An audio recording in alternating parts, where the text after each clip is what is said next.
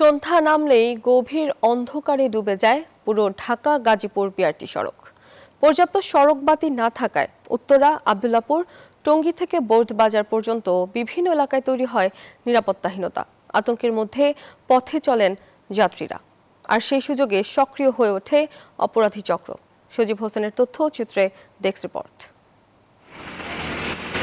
সড়কের বিভিন্ন অংশে নেই পর্যাপ্ত সড়কবাতি। সন্ধ্যা নামলেই সড়কের দখল চলে যায় অপরাধীদের হাতে। চলে ছিনতাই, চুরি ও নানা অপরাধমূলক কর্মকাণ্ড। রাতে আতঙ্ক আর অনিশ্চয়তার মধ্যে পথ চলেন যাত্রীরা।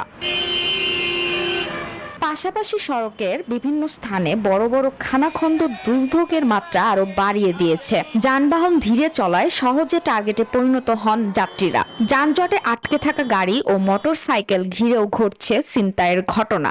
গাজীপুরে আমাদের এই মহাসড়কে পর্যাপ্ত পরিমাণ আলো না থাকার কারণে আমাদের অনেক প্রবলেম হয়। দুটো পাশে গাড়ি দেখা যায় না, তখন রাস্তা পার হইতে গিয়া অনেক সমস্যা হয়। এখানে ছিনতাইকার থাকে, নেশাখোরা থাকে। এই রাস্তাটাতে ল্যাম্পপোস্ট অতি জরুরি।